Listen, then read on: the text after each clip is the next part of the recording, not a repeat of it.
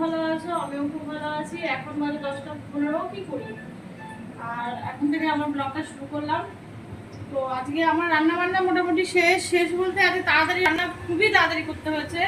এখন মাংসটা করলে হয়ে যাবে, এদিকে ভাত, মাছের ঝোল, পাট শাক, আমড়া দিয়ে ডাল এগুলো হয়ে গেছে, সব তরকারি হয়ে গেছে। পাট শাক হয়েছে,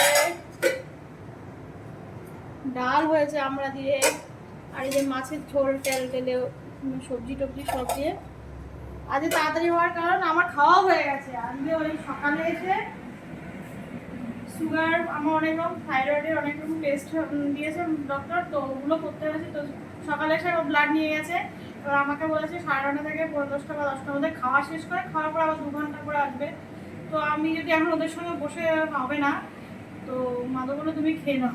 খেতে খারাপ লাগছিল, কিন্তু আমি খেয়ে নিয়েছি। খাওয়ার পরে মাংসটা দিয়েছিল, আর মাংসটা বলছি আর ও মাদা মেয়েকে খাইয়ে দেবে।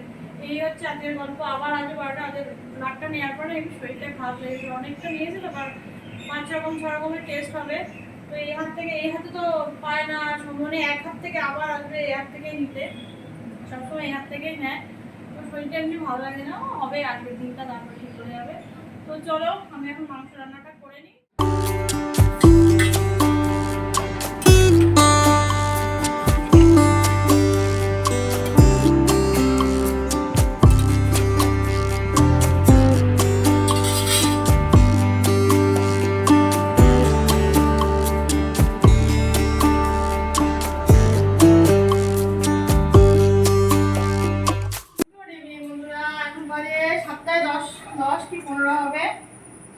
বাইরে প্রচন্ড পোকা, এতক্ষণ লাইট অফ ছিল, এই তোমাদের সঙ্গে কথা বলে বলে লাইটটা অন করছে, আবার এখনই অফ করতে হবে। সন্ধ্যা বিকেলে তো রুটি হয়ে গেছে, এখন বসিয়েছি ভাত অল্প একটা। আর কালের শ্বাস লিচু খাওয়ার সময় পাইনি, সকাল থেকে দুপুর থেকে এখন নিয়ে বসেছি। রাতে বলে ফল খেতে নেই, ও কিছু হবে না, কালের শ্বাসটা দিয়ে এনেছে তো, না খেলে হবে না। কালকে আবার আমার ব্লাড রিপোর্ট আসলে আবার এগুলো সব খাওয়া তো বন্ধ হয়ে, লিচু তো খাওয়া বন্ধ হয়ে, মাথা একটু চেঁচাই বলে আমি জানি আমার সুগার বেশি আছে। তো এখন নিয়ে বসেছি, আমি এতটা খাবো না, আমার দুদিনের মাথাও খাবে। তো এগুলো খাবো। এখন ভাতটা হলে ভাতের মার গালবো, তারপরে আবার মোবাইল নিয়ে বসবো। তো চলো এখন এগুলো আমরা খেয়ে দিয়ে নিই। লাইট বেশিক্ষণ জ্বালানো হবে, এখনই পোকা আসবে। মাদক কম্পিউটারে কাজ করতে পারছে না, এত পোকা আসছে।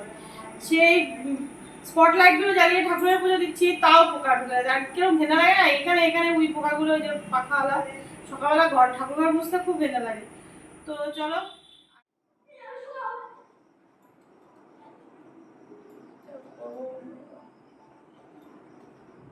এখন বাজে 10টা 5, আমাদের এখনো খাওয়া হয়নি। গরমে কি খাবো, ভাবলাম একটু বৃষ্টি বৃষ্টি হবে, আকাশের মেঘ দেখে।